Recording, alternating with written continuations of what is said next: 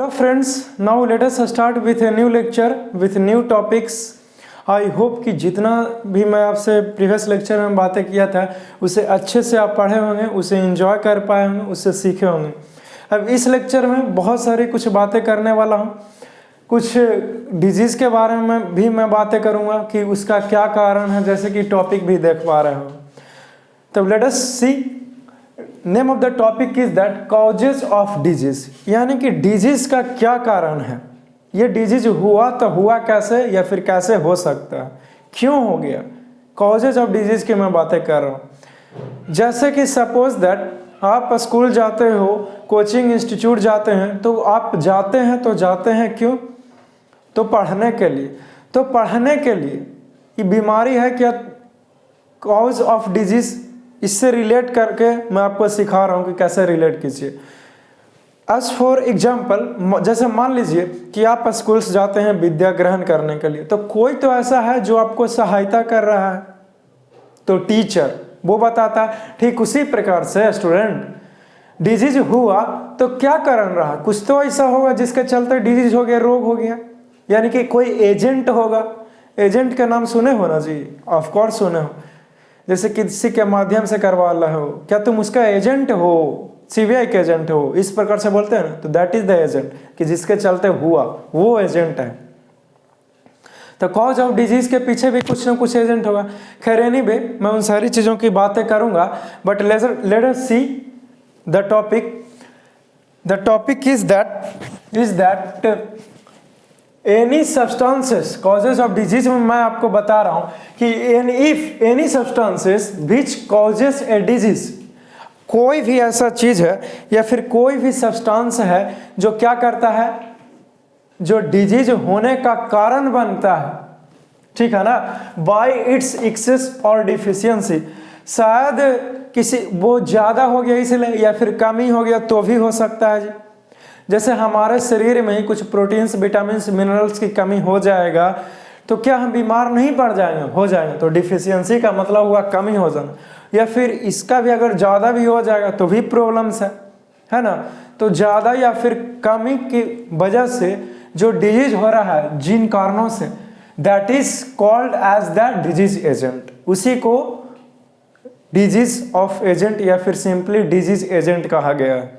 कोई पूछेगा कि डिजीज एजेंट क्या है तो बोल देगा ना, सिंपल सी बात है, causes a disease, causes a disease, ठीक है। किसी भी कारण बस एक्सेस हो जाए, चाहे डिफिशियंसी यानी कि कमी हो जाए।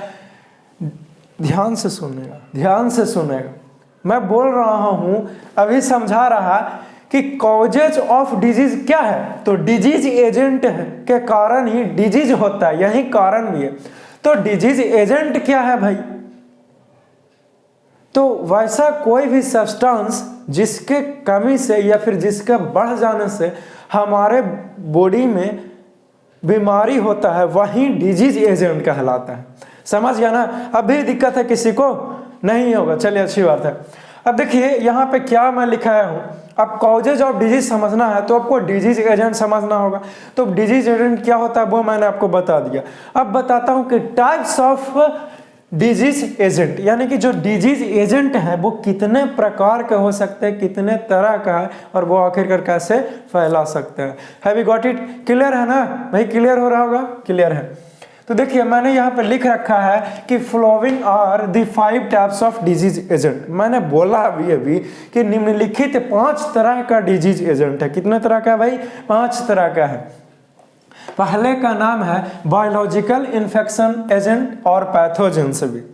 दूसरे का नाम है न्यूट्रिटिव एजेंट, बोलिए दूसरे का क्या नाम है, nutritive agent. Third one chemical agent, fourth one physical agent, and finally mechanical agent. ये सारे के सारे एजेंट हैं किसका, तो डिजीज का।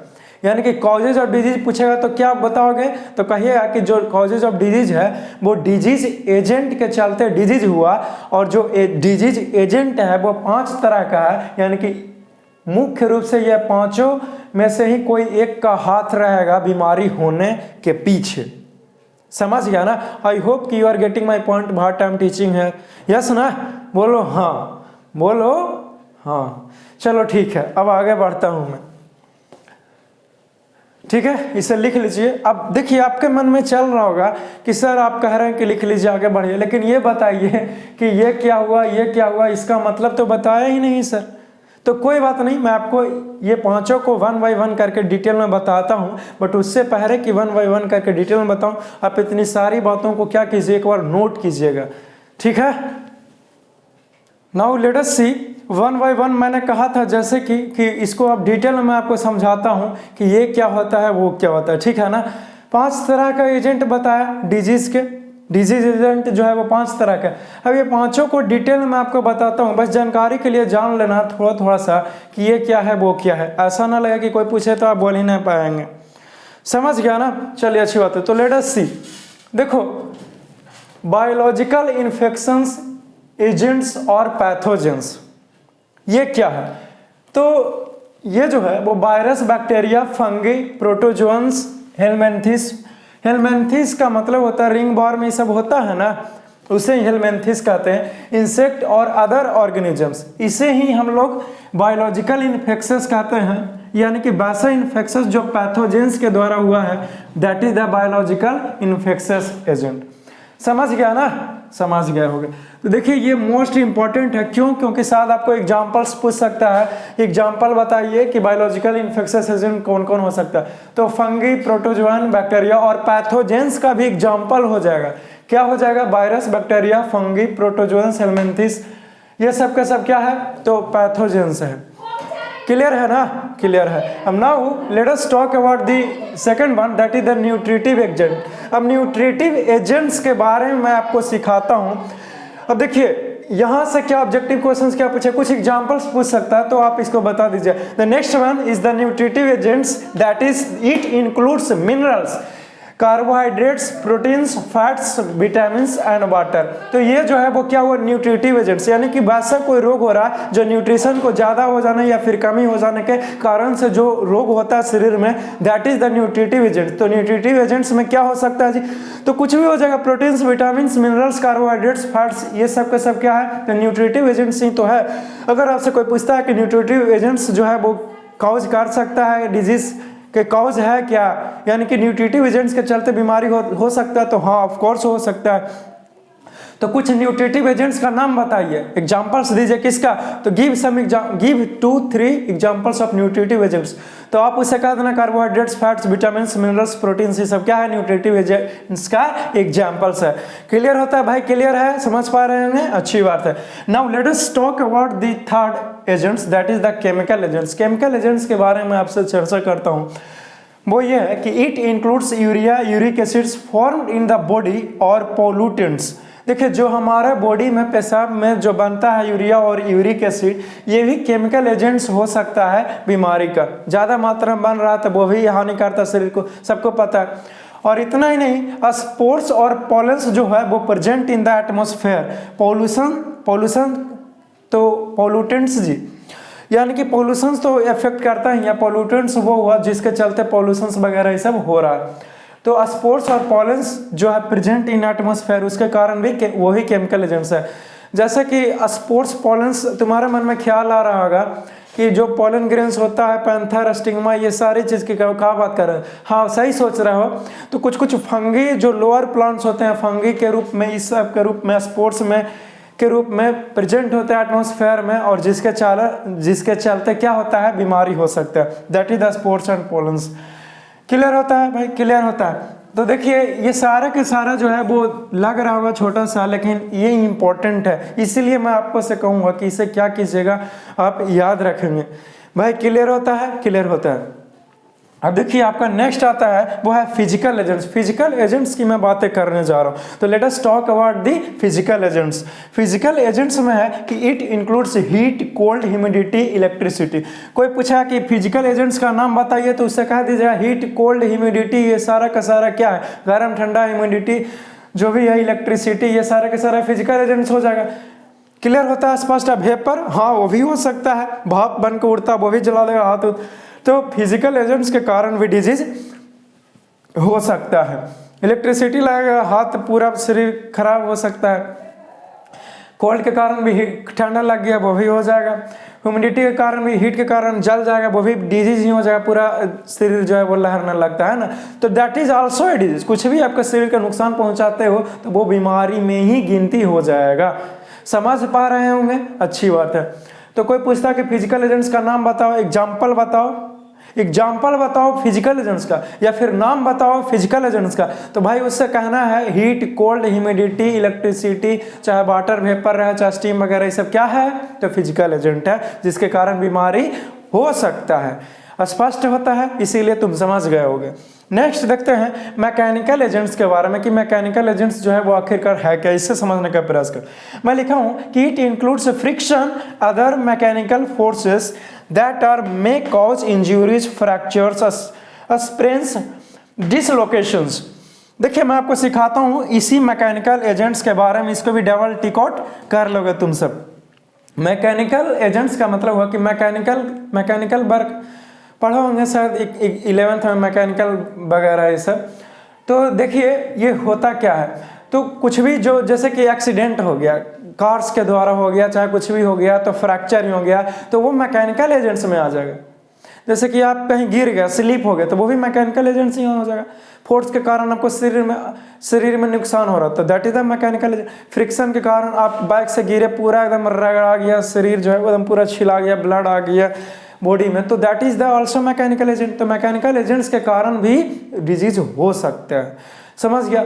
अब जैसे किसी गिर गया, बाइक से टूट गया, एक्सीडेंट हो गया, तो क्या हो सकता है? फ्रैक्चर हो सकता है। इंजरीज का मतलब हार्ट कर लिया, अपने आप को तकलीफ पहुंचा लिया। फ्रैक्चर से बोन वगैरह सब टूट सकता है, क्रैक, स्प्रेन्स और डिसलोकेशंस हो सकता है।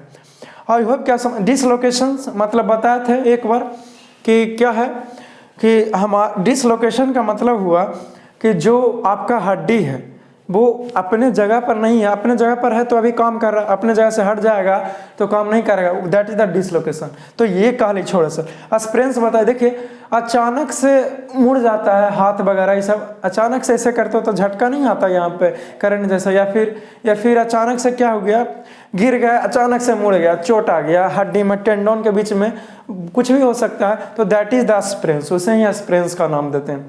तो इतनी सारी चीज जो है वो मैकेनिकल एजेंट। आपसे कोई पूछा है कि एग्जांपल बताओ भैया मैकेनिकल एजेंट्स का, तो बोल दीजिएगा कि मैकेनिकल एजेंट्स में यही सब होता है, एक्सीडेंट वगैरह सब हो गया जिसके कारण हमारा बॉडी हर्ट हो गया, टूट गया, फ्रैक्चर्स हो गए, तो ये सारा के सारा मैकेनिकल एजेंट्स है जिसके कारण डिजीज हमारे शरीर में होता है।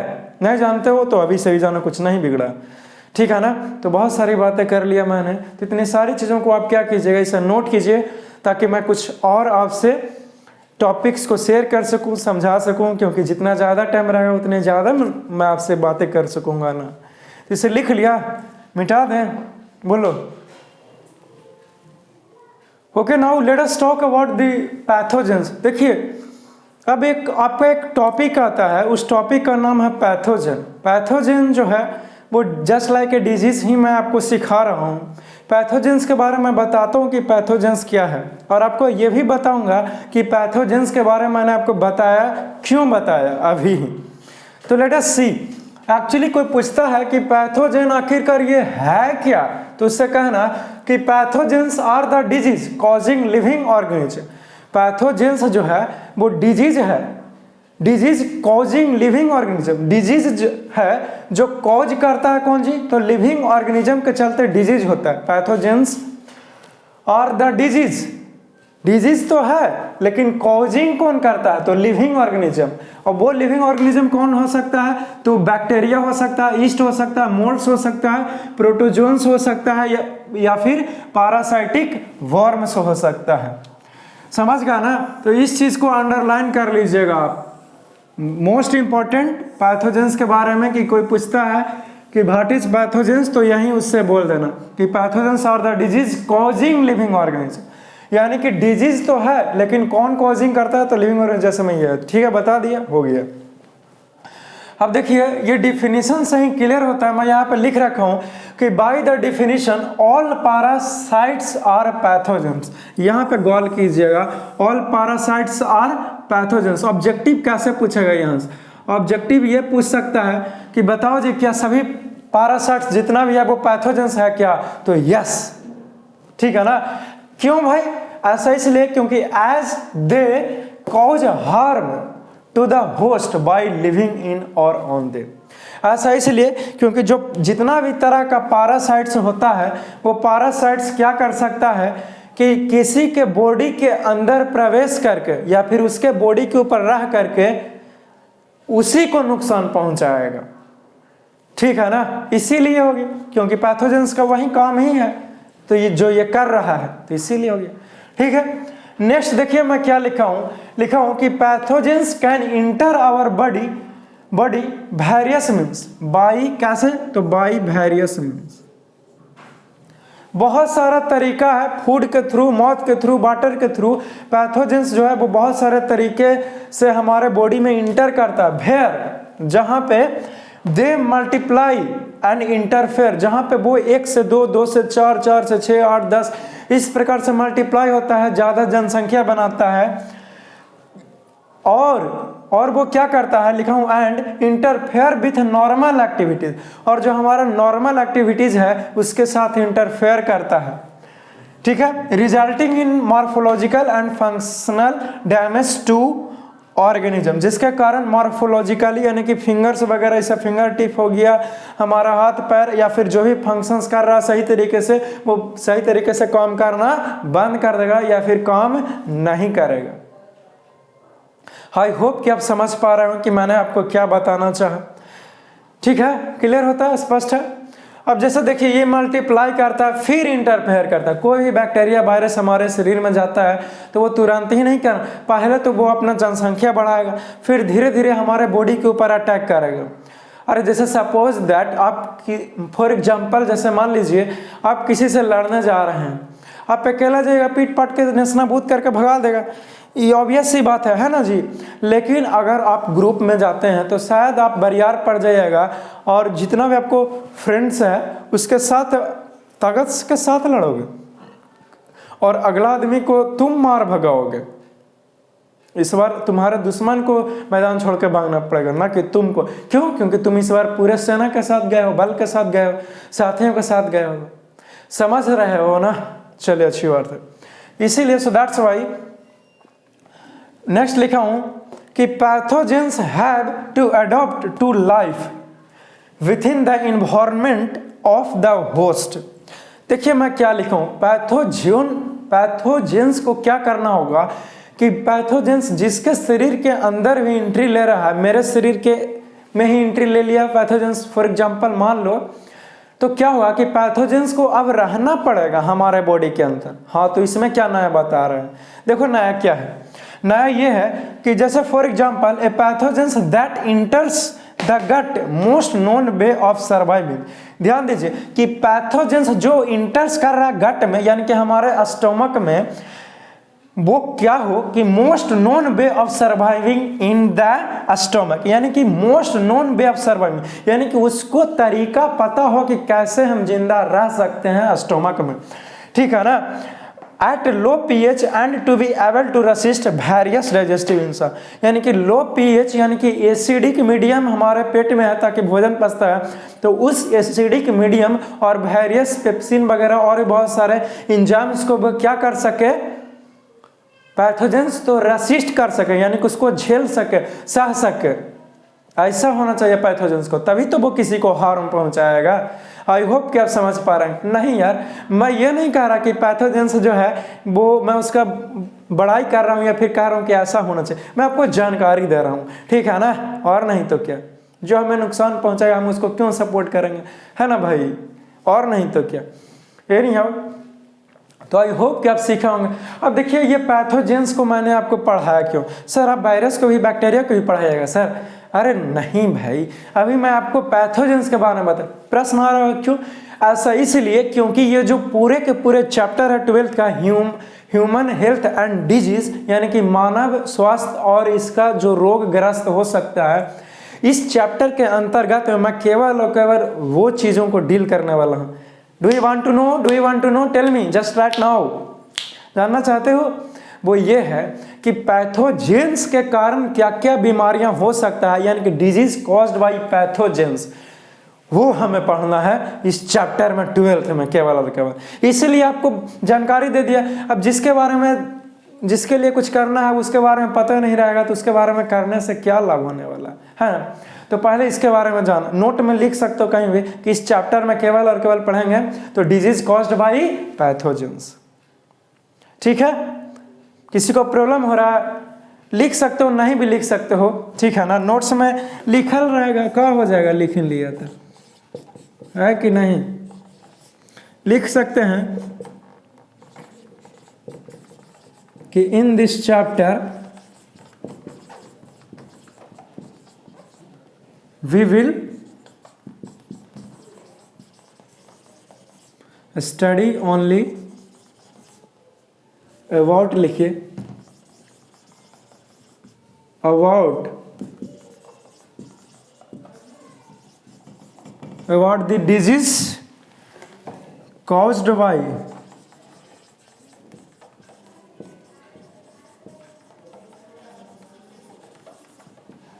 क्लियर होता है। ऐसे ही तुच्छा सा चीज था लेकिन फिर भी लिखा दिया संतुष्टि के लिए, ठीक है ना। तो आप भी इसे लिख लीजिए, इस चैप्टर के में यही पढ़ेंगे, इसीलिए आपको पैथोजेंस की जानकारी मैंने दी। स्पष्ट है, क्लियर है, किसी को समस्या है नहीं ना। चलिए श्योर, तो इसे आप लिख लीजिए ताकि मैं नेक्स्ट टॉपिक की ओर मूव कर सकूं। लिख लिए, मिटा दें।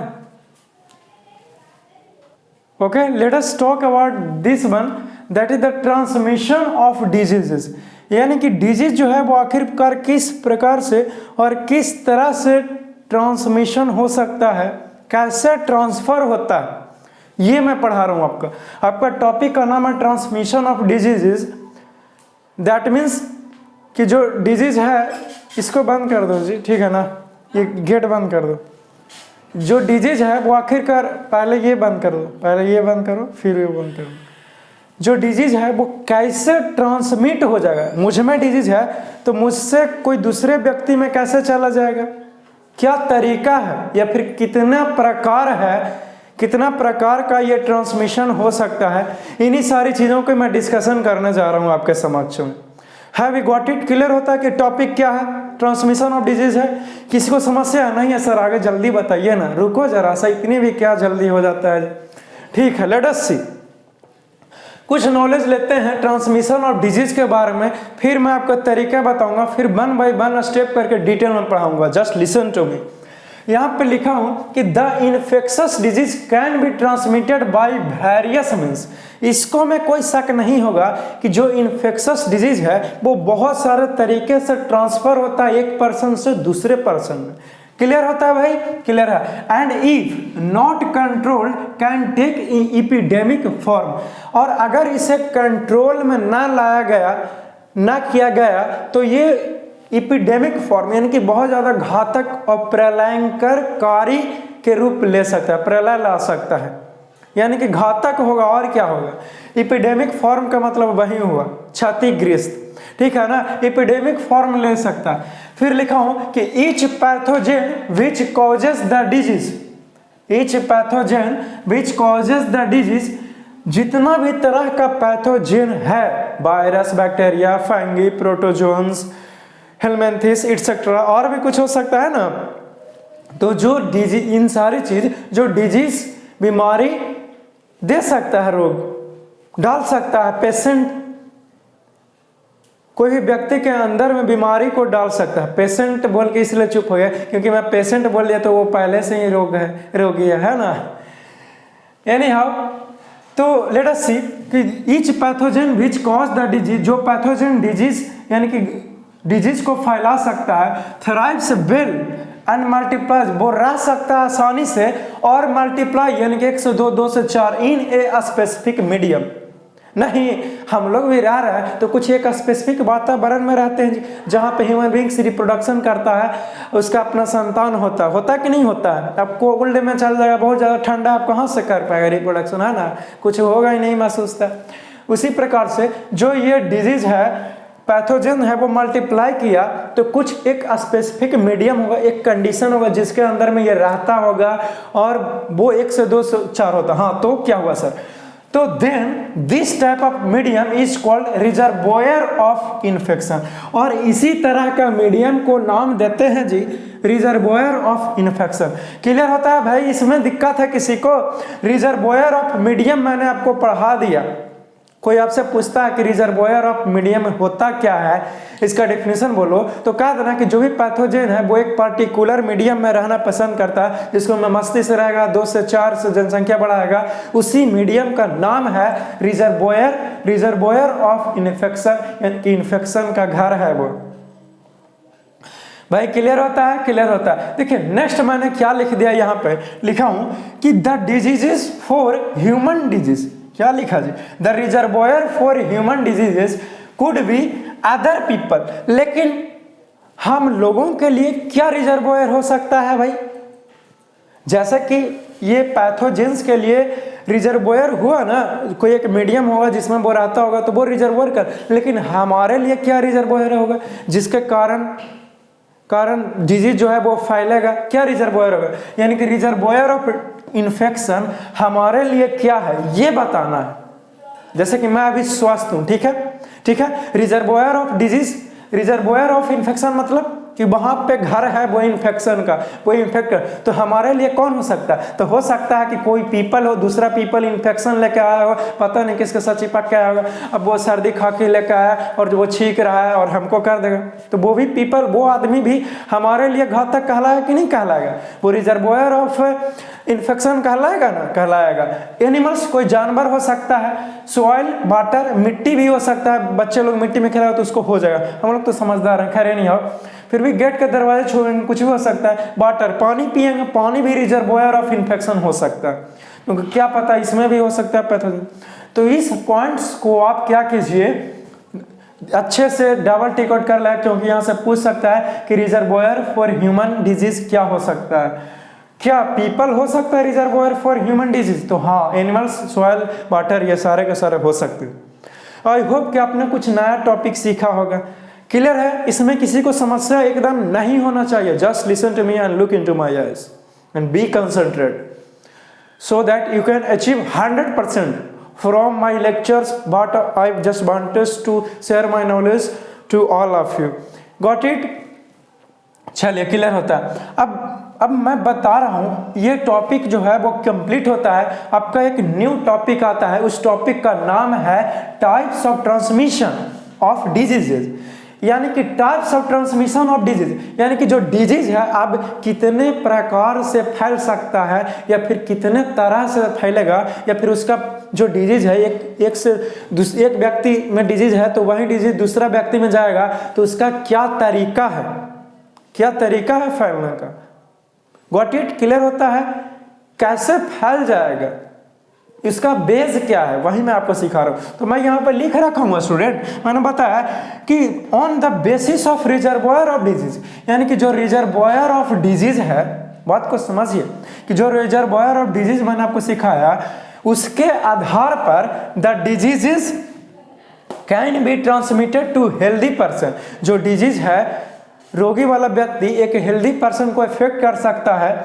कैसे भाई? तो ईच ऑफ 2 टाइप्स, वो 2 तरीके से इफेक्ट कर सकता है, या फिर 2 मेथड से इफेक्ट कर सकता है, या फिर 2 वेज, यानी कि वही हुआ 2 तरीका, और ये हो गया प्रकार ना। हाँ, तो पहला है डायरेक्ट ट्रांसमिशन और दूसरा है indirect transmission. Got it? Clear होता है भाई? डायरेक्ट ट्रांसमिशन यानी कि डायरेक्टली होगा, और इनडायरेक्ट ट्रांसमिशन। अब मैं आपको डायरेक्टली और इनडायरेक्टली के ऊपर कुछ आइडियाज देता हूं, फिर मैं डिटेल में पढ़ाऊंगा डायरेक्ट ट्रांसमिशन कैसे होगा और इनडायरेक्ट ट्रांसमिशन कैसे होगा। अभी मेरी बातों को सुनिएगा। जैसे सपोज दैट मेरे पेरेंट्स ने मुझे कहे कि बेटा जाओ बाजार जाओ, मार्केट जाओ और जा करके हरी सब्जियां खरीद लाओ, शाम को कुछ बनाएंगे, खाना बनेगा, ठीक है। तो मैं क्या करता हूँ, उन्होंने मुझे पैसा दिया, ठीक है, मेरे पास पैसा आ गया, अब सब्जी लाने की बारी है, तो अब पेरेंट्स को साइड करो अभी, मतलब कि अभी जाने दो, उनकी बातों पर ध्यान ना दो, अभी मेरी बातों को सुनो। क्या बोल रहा हूँ, ठीक तो बोल रहा हूँ, एनी हाउ लेट अस सी। तो मैं ये कह रहा हूँ कि पैसा मेरे पास है, तो मैं खुद सब्जी लाना जाऊंगा पैसा से, तो मैं डायरेक्ट गया ना, लेकिन मैं क्या करता कि मैं अपने किसी दोस्त को पैसा देता और वो सब्जी ला करके मुझे देता और तब मैं पेरेंट्स को देता। तो ये मैंने इनडायरेक्टली सब्जियां मंगाई और पेरेंट्स भी इनडायरेक्टली सब्जी मंगाया, मुझसे मंगवाए, वो खुद डायरेक्ट नहीं लाने गए मार्केट, मुझसे मंगवाए। तो इनडायरेक्टली यही होता है। जैसे डायरेक्टली और इनडायरेक्टली आप समझते होंगे, लेकिन फिर भी आपको बता देता हूँ, मैं बोर नहीं कर रहा मैं आपको। हाँ सर समझ गया सर, अब जाने दीजिए, समझते हैं, अच्छी बात है। तो इसे लिख लीजिए, ठीक है ना, फौरन से लिखिए, तुरंत लिखो, ताकि मैं कुछ और टॉपिक आपके साथ बता सकूं। ठीक है, लिख लिया, मिटा दें। Now let us talk about the indirect transmission.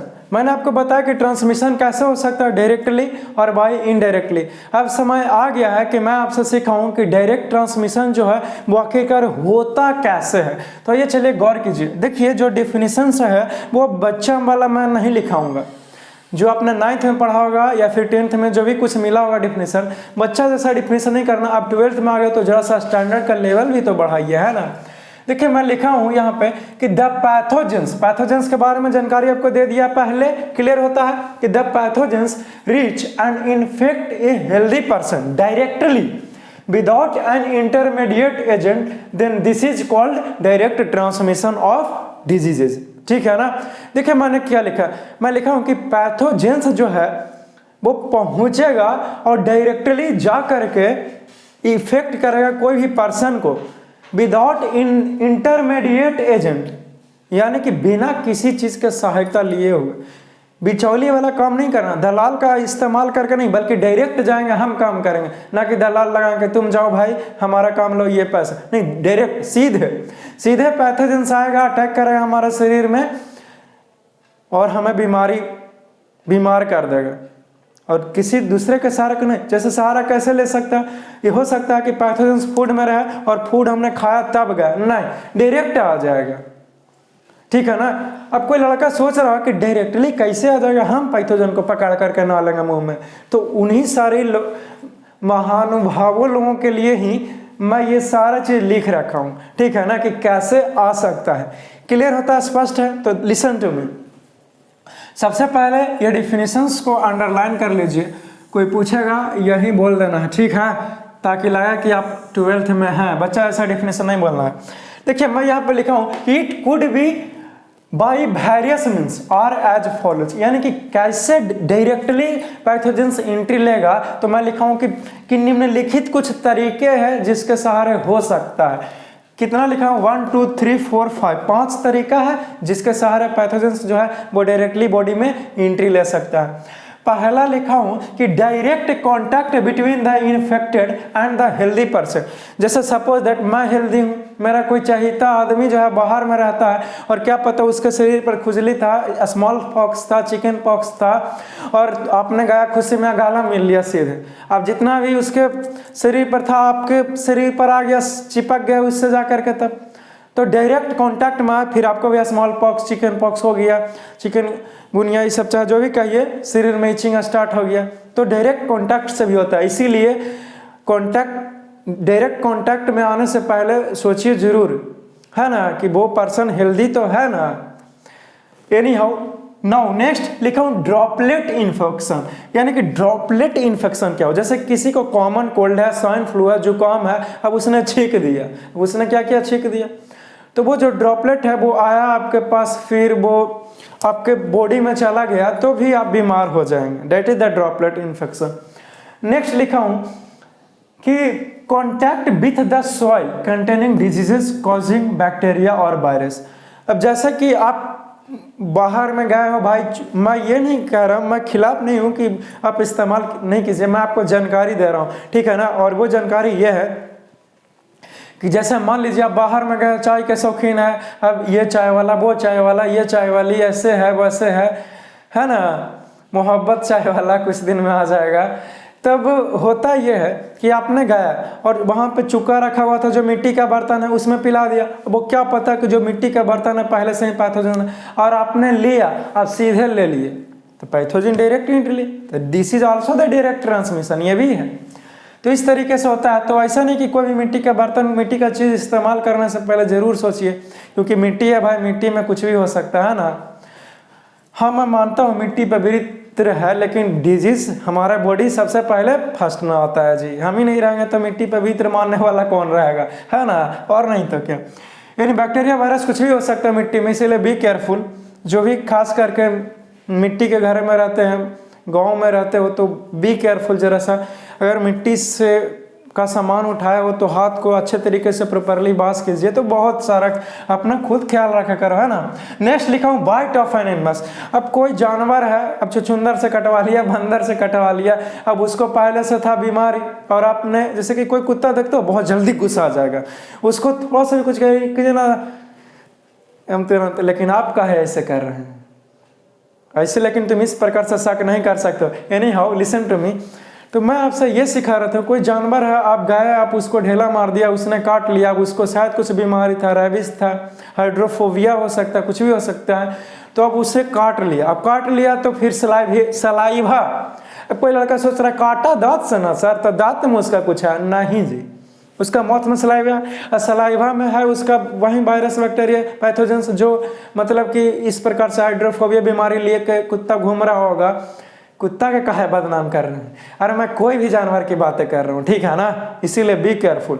तो नाउ लिसन टू मी। तो वो आपको काट लिया, अब काट लिया तो सलाइवा गया, आपके ब्लड के साथ मिक्स हुआ, तुरंत आपके बॉडी में इन्फेक्शन हुआ, फिर आपको भी हो गया। तो ये भी डायरेक्ट ट्रांसमिशन का ही एग्जाम्पल से।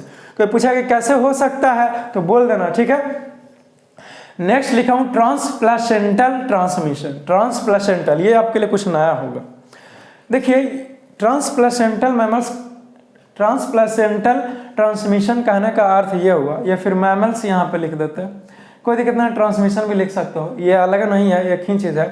ट्रांसप्लासेंटल ट्रांसमिशन कहने का अर्थ ये होता है स्टूडेंट, जैसे कोई माँ है, गर्भवती महिला है, अब उसके बॉडी में कुछ बीमारी है, जैसे एड्स है उसके बॉडी में, तो उसका बच्चों के भी एड्स हो जाएगा, है ना। तो इस प्रकार से वो बच्चे में इन्फेक्ट कर सकती है, बच्चे को इन्फेक्ट कर सकती है वो इन्फेक्टेड महिला, गर्भवती महिला। तो इस प्रकार से होता है। तो देखिए इससे क्वेश्चंस कैसे यहाँ से पूछेंगे, अगर मैं बोर्ड एग्जाम की बात करूँ इंटर का, तब वहाँ से क्वेश्चन ऐसे पूछेगा कि what is direct transmission, explain it. तो आपको इन सारी चीज़ों को लिखना होगा, ठीक है ना। और कुछ कुछ ऐसे ही ऑब्लिक देख करके कर दीजिएगा, और कुछ ऐसे करके ना लिख दो, तो लाइन लिख देना कि ऐसे होता है, माँ इन्फेक्ट है तो बच्चे के भी हो जाएगा, ठीक है। तो इसी प्रकार से लिख दीजिए कोई एनिमल है जिसके पास डिजीज है, उसका सलाइवा में रहता है, इस प्रकार से लिख सकते हो, समझ गया। जो जरूरत का चीज़ था वो मैंने आपको यहाँ पे लिखा दिया। तो देखिए इन सारी चीज़ों को आप क्या कीजिएगा, याद रखिएगा, क्योंकि इंपॉर्टेंट है। अब कहाँ इंपॉर्टेंट है भाई, इसलिए इंपॉर्टेंट है क्योंकि आपसे कोई भी पूछ सकता है ना कि डायरेक्ट ट्रांसमिशन होता क्या, और उसके साथ साथ पूछ देगा तसल्ली के लिए कि कैसे फैल सकता है। तो ये सारा तरीका भाई क्लियर है, इतना सब कुछ, किसी को कोई समस्या है नहीं ना, अच्छी बात है। तो इसे लिखिए, फिर नेक्स्ट बातें करता हूं। नेक्स्ट टॉपिक लिख लिया, मिटा दें। Okay now let us talk about the indirect transmission. आपको डायरेक्ट ट्रांसमिशन की जानकारी मैंने दिया, अब समय आ गया कि मैं आपको सिखाऊं कि ये इनडायरेक्ट ट्रांसमिशन आखिरकार होता कैसे है। तो होता कैसे, चलिए सिखाता हूं। मैं लिखा हूं कि when pathogens reach in and infect करता, पैथोजन पहुंचे और इन्फेक्ट करे ए हेल्दी वन, या फिर हेल्दी पर्सन, कुछ भी लिख दीजिए, यहाँ पे पर्सन कर लीजिए, हेल्दी पर्सन। हेल्दी पर्सन कैसे भाई, तो बाय एन इंटरमीडिएट एजेंट, किसी या फिर किसी चीज का सहारा ले करके कोई हेल्दी पर्सन को इन्फेक्ट करे, उसके पास पहुंचे, तो वहीं इस तरह का जो चीजें हुई इसको बोलते हैं इनडायरेक्ट ट्रांसमिशन। क्लियर होता है, क्लियर होता है।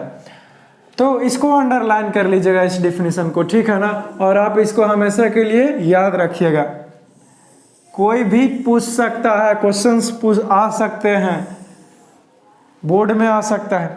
अब देखिए it could be by following ways, यानी कि अब इंटरमीडिएट या फिर इनडायरेक्ट ट्रांसमिशन जो हुआ वो कैसे हो सकता है। तो इतनी सारी तरीका मैं लिखा हूँ 1 2 3 4 5, 5 तरीका टोटल लिखा हूँ। अब इन्हीं सारी तरीके से इनडायरेक्ट ट्रांसमिशन डिजीज का हो सकता है। तो लेट अस सी। देखिए पहला है बाई वेक्टर्स, यानी कि वेक्टर के थ्रू हो सकता है indirect transmission of disease. Vector kinematics नहीं है जो 11th फिजिक्स में पढ़ा, तो ठीक है, इसलिए ज़्यादा दिमाग मत लगाओ। वेक्टर्स कहने का मतलब ये हुआ कि that is it includes carriers like house flies. Vectors में क्या आ जाएगा, तो कैरियर्स के रूप में कौन रहेगा भाई, तो हाउस फ्लाई रहेगा, कॉकरोच रहेगा, फीमेल एनाफिलिस, मॉस्किटो और भी बहुत कुछ। ये कैरियर्स के रूप में हाउस फ्लाई कॉकरोच के पास पहले से ही पैथोजेंस रहेगा और ये आके हमको काट ले या फिर नुकसान पहुंचा दे और हम बीमार हो जाएंगे, तो ये वेक्टर के थ्रू हुआ। ठीक है, कॉकरोच फीमेल एनाफिलिस मॉस्किटो है which carry infectious pathogen and spread disease, जो इन्फेक्शस पैथोजन को पहले से, जैसे कुछ प्लाज्मोडियम वगैरह मॉस्किटो ये सब है तो फैला देता है, डेंगू वगैरह सब, मलेरिया ये सब है ना, तो पैथोजन इसके पास पहले से ही हार्मफुल है और फिर स्प्रेड कर दिया, फिर हमारे बॉडी में किसी प्रकार से काट लिया, फिर कुछ हो गया और फिर हम लोग फाइनली बीमार हो गए। तो इस तरीके से होता है चीज़ें। थर्ड लिखा हूँ कि व्हीकल बॉर्नी, व्हीकल क्या चलाने वाला पहियार नहीं, तो साइकिल नहीं। व्हीकल बॉर्नी कहने का अर्थ यह हुआ कि that is the pathogens which is present in like food, water, ice, blood, इन सारी चीज़ों में जो पैथोजेंस मौजूद होता है generally enters body through mouth. Food, water, ice, इन सारी चीज़ों में जो पैथोजेंस पहले से मौजूद होता है और इसके थ्रू हम खा करके निगल करके बीमार पड़ते हैं, उसी को बोलते हैं व्हीकल्स बॉर्नी। एजेंसी सी सब फूड वगैरह ये सब कुछ का रहता है ना, उसमें रहता है। नेक्स्ट लिखा हूँ airborne, that is airborne का मतलब क्या होता है, pathogens that are spread by winds, dust, pollution. Wind में, हवा में भी बहुत सारा पैथोजेंस है, क्योंकि कभी सांस लिए खराब एरिया पर जा रहे हैं जहाँ पे बहुत सारा कचरा है, वहाँ से सांस लिए, इस प्रकार से हमारे अंदर में पैथोजेंस गया और हम फाइनली बीमार हो गए। तो इस तरीके से चीज़ें होती है, that is the airborne. Airborne के थ्रू भी इनडायरेक्ट ट्रांसमिशन ऑफ डिजीज हो सकता है। नेक्स्ट लिखा हूँ फोमाइट बॉर्नी। ये फोमाइट बॉर्नी क्या हो, तो वन गेट्स इन्फेक्शन। एयर बॉर्नी ये भी पैथोजेंस है, विंड्स और डस्ट के थ्रू होगा, articles by touching any articles. Fomite borne कहने का अर्थ यह हो कि डिजीज आपके अंदर में प्रवेश करेगा सर, लेकिन कैसे, तो जैसे कि ये आर्टिकल है, ठीक है, अब कोई लड़का क्लासरूम में बैठा हुआ पढ़ रहा है, अब उसको सर्दी हो, इस प्रकार से सर्दी पोंछ लिया हाथ से, अब उसके हाथ से पेन पकड़ लिया, अब कोई भाई साहब नहीं लाए थे पेन, क्या भाई साहब जरा सा ब्लैक पेन हमको दो हो, फेयर का बनाना है, ब्लू ही लाए हैं सर। अब ये पेन गया इसके हाथ में, तो अब सर्दी वाला जो भी चीज़ था इसके हाथ में गया, अभी अपना मुँह से लाया, इसे किया, ठीक किया, तो क्या हो गया, इसके पास भी चला गया, तो इसको भी डिजीज हो गया ना। तो इस तरीके से चीज़ें होती है। तो फोमाइट बॉर्नी वही हुआ कि किसी आर्टिकल, किसी जो ये वस्तु पहले से ही डिजीज पैथोजन से इन्फेक्टेड है, इसको छुए और फिर हमको हो गया, तो फोमाइट बॉर्नी कहलाएगा। नेक्स्ट लिखा हूँ अनक्लीन हैंड एंड फिंगर्स। कभी कभी क्या होता है कि इस भगदड़ के दिनचर्या में बहुत सारे तरह तरह के चीज़ें हम लोग करते हैं, लिखते हैं, पढ़ते हैं, जाते हैं, बैग उठाते हैं, बेंच छूते हैं, लंच हुआ तो हाथ न धोए खा लिए, तो वो भी बीमारी होता है। नाखून, छोटे बच्चे को देखते हो बड़े बड़े नेल्स रहते हैं, उसमें मिट्टी वगैरह सब रहता है, लेकिन साफ उफ नहीं करता है और फिर ऐसे ही खाने लगता, तो वो भी बीमारी फैल जाएगा, उसके थ्रू भी बीमारी हो जाएगा, इनडायरेक्ट ट्रांसमिशन। तो आप ये क्या कीजिए, आप इन सारी चीज़ों को लिख लेगा, ठीक है ना, बट याद रहे इन सारी चीज़ों को ध्यान में रखना है, भूलना सख्त मना है, ठीक है।